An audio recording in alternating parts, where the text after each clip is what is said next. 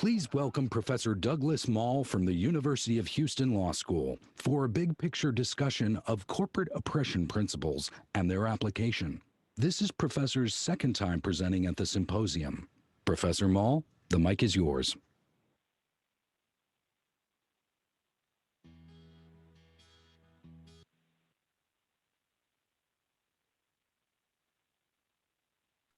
Can you all hear me? Oh, there we go. Okay, sorry about that. Thank you very much for the introduction. I've been a law professor at the University of Houston since 1997, and much of my scholarship has focused on minority owner rights in closely held businesses and the related doctrine of shareholder oppression. And as I'm sure everybody who's here knows, Michigan has had an explosion of these oppression cases over the past several years, both in the corporation and in the LLC. And so I was very happy when last year Mark reached out to me to participate, and I wish I could be there again in person, but as we all know, that's sort of a little dicey these days. But I'm glad to be back to participate. My role here, as I understand it, is I want to go over some basics of the closely held corporation and the oppression doctrine so that we all have a common foundation to launch off from. And as part of that, I'd like to situate Michigan within sort of how I see the national landscape of oppression law and point out in a couple of places where I think Michigan is very different. So let's start a little bit.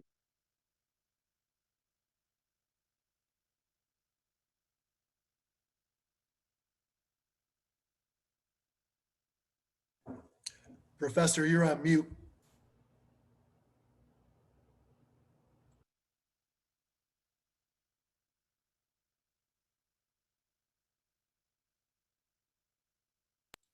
I was bragging about how I have taught from Zoom now for 2 semesters, and so I'm a complete Zoom master. And then, of course, this occurs.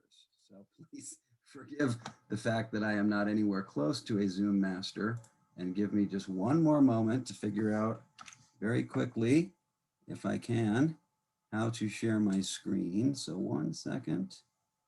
Okay, I think I need to go to number 2. All right, is that better? Can you all see my slides? All right, well, God willing, you can see my slides. And if not, my guess is they're not that useful anyway. But at any rate, let's start with some background on what a closely held corporation is.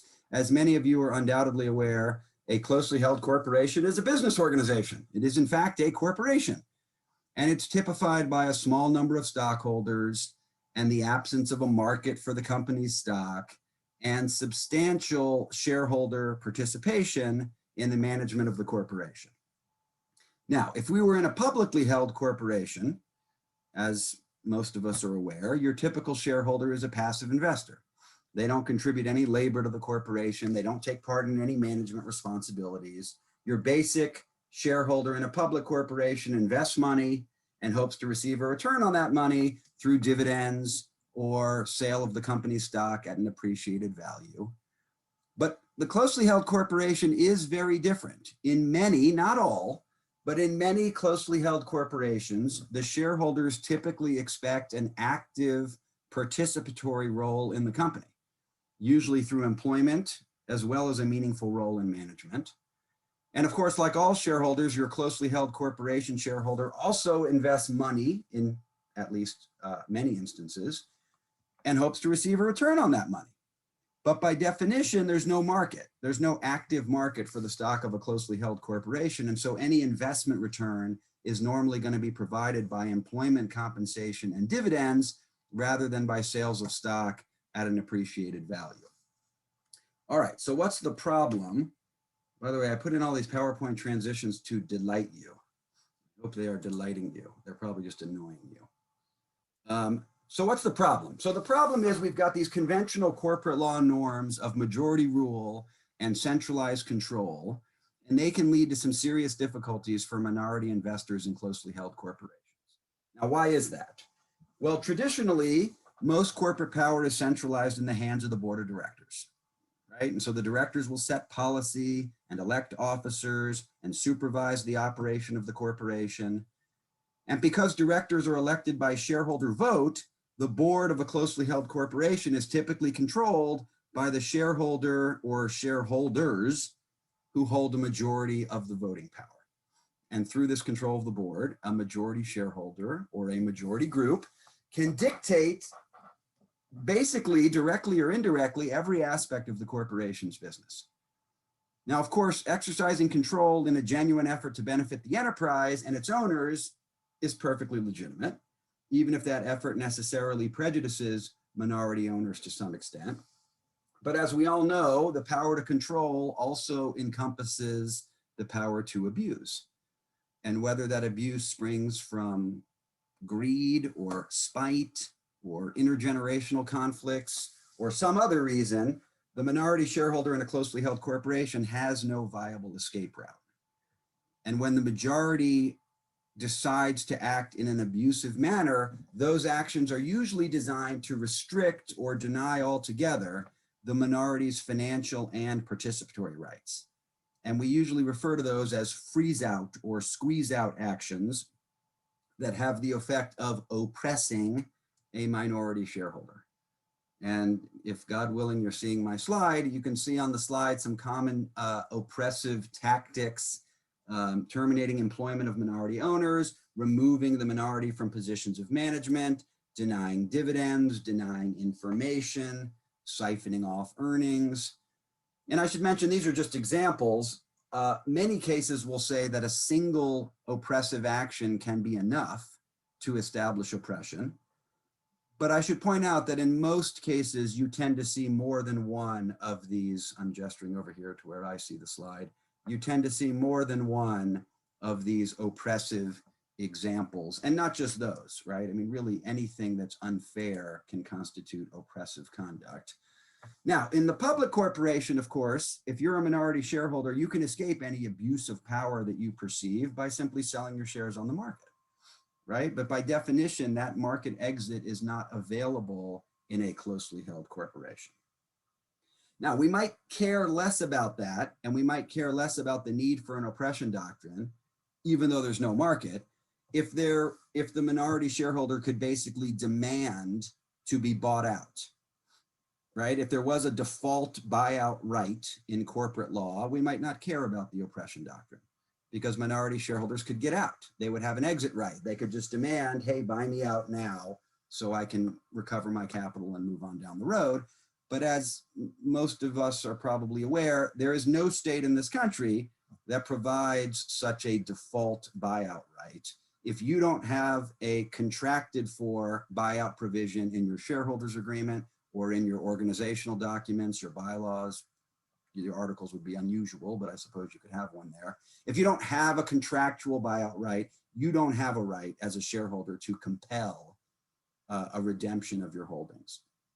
Now, we might not even care about that if it was easy for minority shareholders in a closely held corporation to dissolve the corporation, right? Because dissolution can also provide you with an exit. When we dissolve a company, we basically sell it and we get as much money as we can. We pay off the creditors, and then the shareholders get whatever's left over. They get their proportionate share of anything that's left over. So that would be a way out if a minority shareholder had the right to compel dissolution. But in every state in this country, that right does not exist. In every state in this country, at a minimum, in order to compel dissolution, you have to own a majority of the company's stock, which by definition, the minority shareholder doesn't. And in most states, you also have to have a board of directors resolution.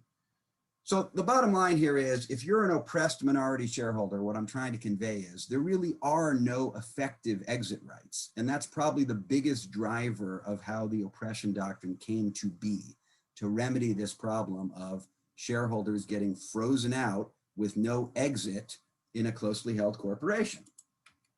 All right, so let me say a quick word about how has sort of nationally, how has the law responded to what we might call this oppression problem?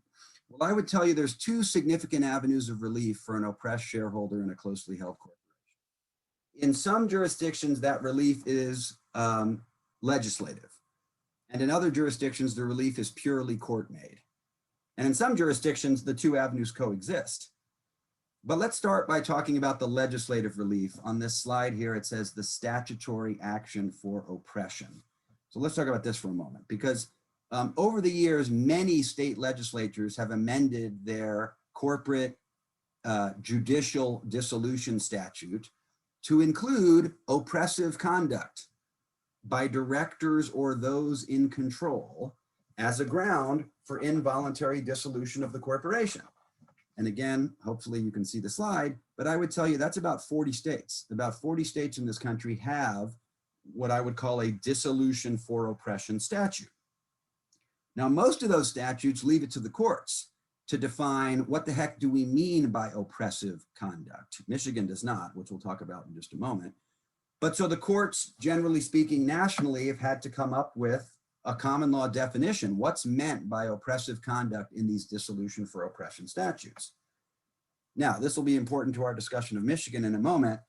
Most courts define oppression as conduct that frustrates a minority shareholder's reasonable expectations.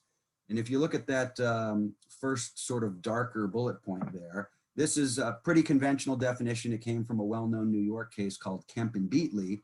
Oppression should be deemed to arise only when the majority's conduct substantially defeats the expectations that objectively viewed were both reasonable under the circumstances and central to the minority shareholder's decision to join the venture.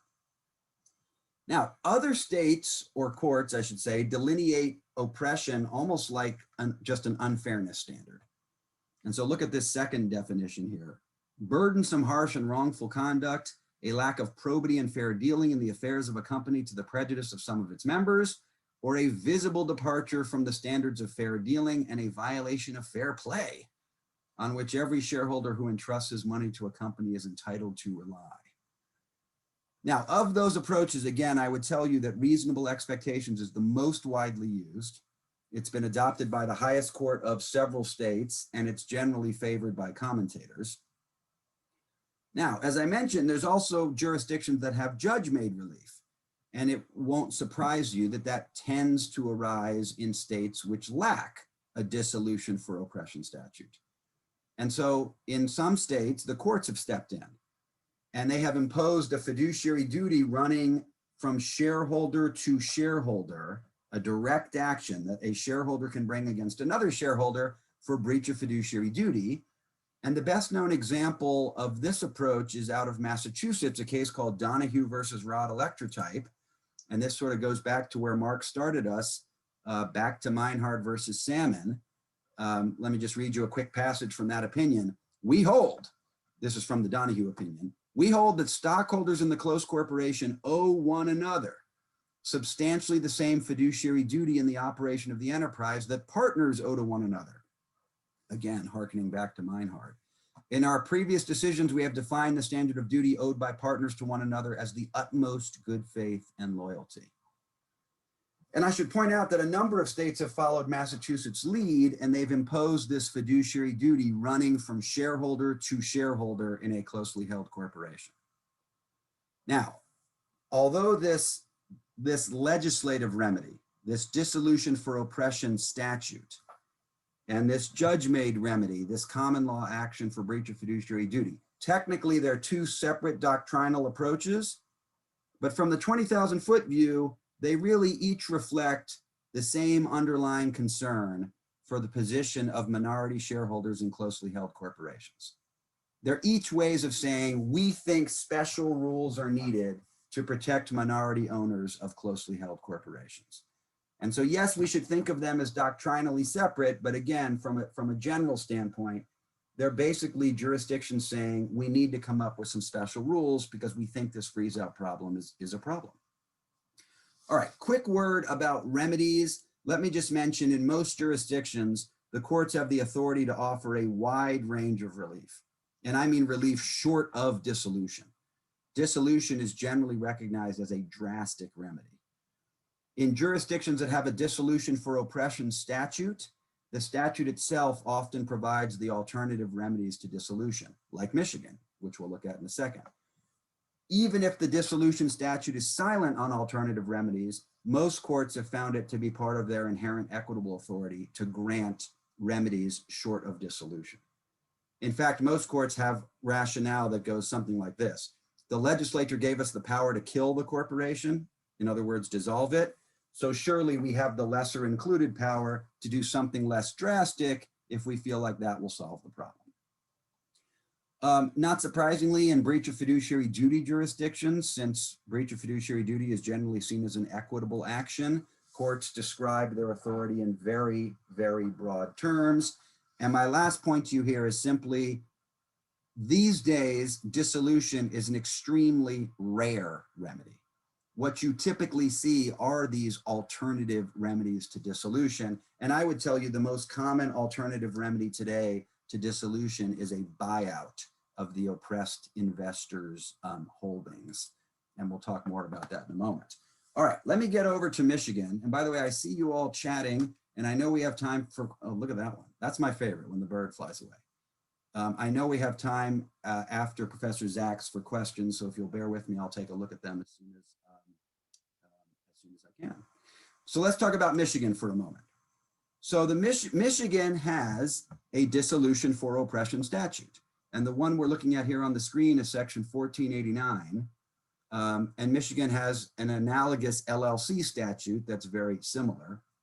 But let me just run through this very quickly. If you look there in paragraph 1, and I'm just going to paraphrase with the blue words here, a shareholder may bring an action, ... to establish that the acts of the directors or those in control of the corporation are illegal, that's one ground, fraudulent, that's a second ground, or willfully unfair and oppressive. So that is the third ground that we're obviously focusing on this evening. And notice that it says to the corporation or to the shareholder, which I want to spend some time chatting about. If you'll notice there, A, B, C, D, E, F, Michigan is one of those statutes that actually lists alternative remedies in the statute. So the court doesn't have to grant dissolution. The court can grant any relief, quote, as it considers appropriate. And this is just some examples. It's not an exclusive list. If you'll notice, E on there is a buyout remedy. It's explicitly a part of the Michigan statute. Subsection 2 basically says if you own stock in a publicly traded company, you can't use this statute. You already have a market exit. You don't need an oppression remedy. This is for closely held corporations, which by definition don't have a market. And subsection 3, which we'll talk about in a few moments, actually defines what's meant by willfully unfair and oppressive. Okay. Let me talk about a couple of things that jump out at me when I look at the Michigan statute and some Michigan case law and I compare it to national trends.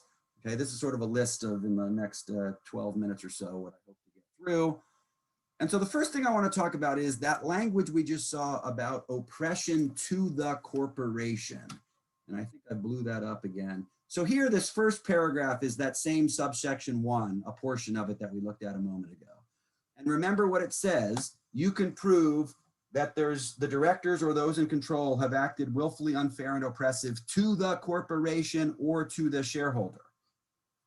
Now, I will tell you that oppression to the corporation is an unusual concept because the oppression doctrine was not developed to address corporate harm. We already have derivative lawsuits for that. The oppression action developed to address harm to the individual shareholder. And just to try to bang this point home a little bit more, that language to the corporation that you see in Michigan is not present in most state statutes. I'll just give you an example. The New York dissolution for oppression statute says the directors or those in control of the corporation have been guilty of illegal, fraudulent, or oppressive actions toward the complaining shareholders. That's what you typically see. Now, when I was here last year, I learned that the Michigan oppression statute, the one we're looking at, actually derived from the South Carolina statute at the time. And I mean going back to, I believe it was 1970 approximately. And that South Carolina statute that Michigan borrowed their statute or derived their statute from did actually have that language, oppression to the corporation. And more interestingly, even the current South Carolina statute still has that language. And let's just take a look at that. It's on the slide and it's this bottom half. This is the current South Carolina statute. The directors or those in control of the corporation have acted, are acting, or will act in a manner that is illegal, fraudulent, oppressive, or unfairly prejudicial. So notice that it breaks up that ground, drops the willfully, which we'll talk about in a second, either to the corporation or to any shareholder. So you see that language again. And then it says, this is very important, whether in his capacity as a shareholder, director, or officer of the corporation. That's going to be very significant to us. Okay, now I have a theory about this language to the corporation, which you may feel totally free to reject. But if you recall, the oppression, this statute also covers illegal conduct and fraudulent conduct. That is often conduct that harms the corporation. And my suspicion is that perhaps this language of to the corporation was meant to apply to those grounds and not necessarily to oppression. But regardless, whether you agree with my argument or not, it's definitely been the case that this language has been significant in Michigan judicial decisions. And let me just tee this up for a moment. Many jurisdictions confront the following problem. What happens if the directors or those in control do bad things that harm the corporation, and they only indirectly harm the minority shareholder because the shareholder is an owner of the corporation? In other words, assume with me that those in control do things that you would normally bring a derivative lawsuit to remedy. So for example, a conflict of interest transaction that's unfair to the corporation, or maybe the majority is using corporate assets for personal purposes. Can you bring a direct action as an individual shareholder? Can you bring a direct action for oppression based on harm to the corporation that is only indirectly to you? This is a hard question in a number of jurisdictions, but it's not hard in Michigan. There are Michigan cases that point to this language, oppression to the corporation, and say, yes, you can. The statute says that oppression to the corporation counts as oppression. So let me just say that in Michigan, this language makes the oppression cause of action much broader than you see in other jurisdictions, because it's not limited to a special injury to the minority shareholder itself.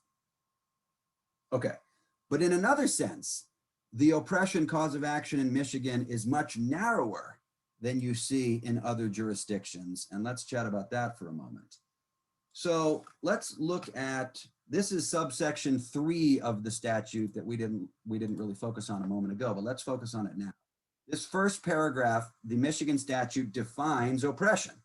And look what it says: willfully unfair and oppressive conduct means a continuing course of conduct, or a significant action, or series of actions that substantially interferes with the interests of the shareholder as a shareholder.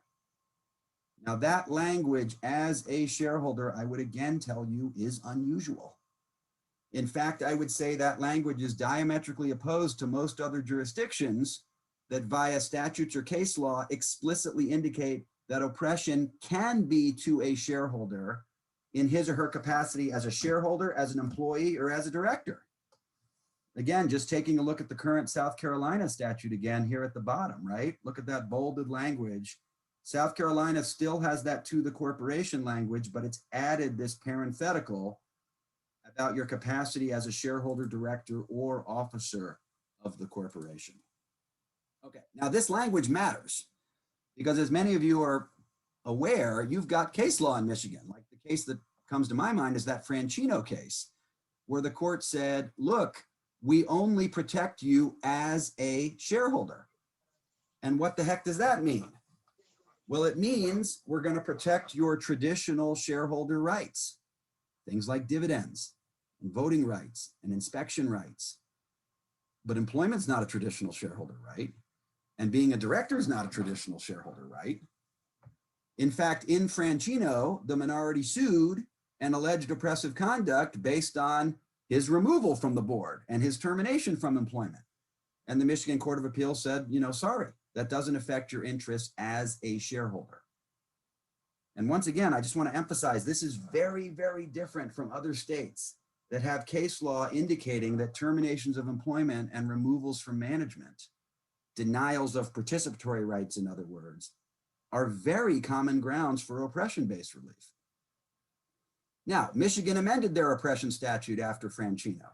And if you look on the screen here, that second paragraph, notice what it says: willfully unfair and oppressive conduct may include the termination of employment or limitations on employment benefits to the extent that the actions interfere with distributions or other shareholder interests disproportionately as to the affected shareholder. Now let's talk about that for a moment. I don't think that provision builds back in protection for employment as a participatory right. But let me just explain this for a moment. It is true that there are a number of closely held corporations where employment is the vehicle for distributing profits of the firm. Now, why is that? Because the corporation can take a tax deduction if it characterizes a distribution of cash to shareholders as employment compensation, but it cannot take a deduction if it characterizes that distribution as a dividend. And of course, this is assuming we're not talking about S corporations. So in many corporations, this is really my point, the company has a tax incentive to pay out what really are dividends, but to disguise them as employment compensation so that the company can take a deduction. So if you're in a corporation like that, where all the profits get distributed as employment, if you get fired, that effectively results in an elimination of your ability to receive a financial return on investment. And so in that kind of situation, the Michigan statute does protect you, because employment there, when you get fired, that is interfering with distributions. But I'm not sure the language does anything if employment is merely a participatory interest and doesn't have this financial return on investment component. And let me just point out that there's nothing in there about protecting a position on the board of directors. A board seat is not an employment position. So in this sense, Michigan's oppression action and what it will protect is actually narrower than what you see in other jurisdictions, as it doesn't appear that participatory interests are protected for their own sake. And I happened to run across this case, MJC Ventures, Eastern District of Michigan, from this summer, June 30th of 2020. Let me just quote a little bit from the case. The court says, exclusion from corporate governance is not recognized as minority oppression under this statute. Corporate governance is not a shareholder right and therefore not actionable under Section 1489 by plaintiffs as a shareholder interest, nor does Section 1489 permit shareholders to recover for harm suffered in their capacity as employees or board members. So there you go, right? That's sort of the court making the narrower point that I was trying to make. Okay, very quickly, let me just wrap up these two other points. Oh, I'm already getting played out. Oh boy. Okay, so Michigan's got this definition of oppression in the statute. And let me just point out that that definition of oppression is its own. It's not reasonable expectations. It's not burdensome, harsh, and wrongful conduct. And so I sort of wonder in Michigan, is it difficult to look to precedents from other jurisdictions? Because it's always the case that someone can argue that Michigan has a different definition of oppression. Very last point. You all have this case, Franks versus Franks. And to establish oppression, you have to prove that the majority did the oppressive actions with the intent to substantially interfere with the shareholders' interests. And the court makes the point that if you can show you intended to act for a legitimate business purpose, then that's a defense to oppression. And I just want to raise the question of what happens with a mixed motive in Michigan, right? It's not always the case that people act with a solitary motive. If you act both to benefit the company, but also because you want to stick it to the minority shareholder, how does that work itself out given this Franks requirement? Okay, well, I only have 29 minutes according to my stopwatch, but because I'm getting played out and I don't want to walk all over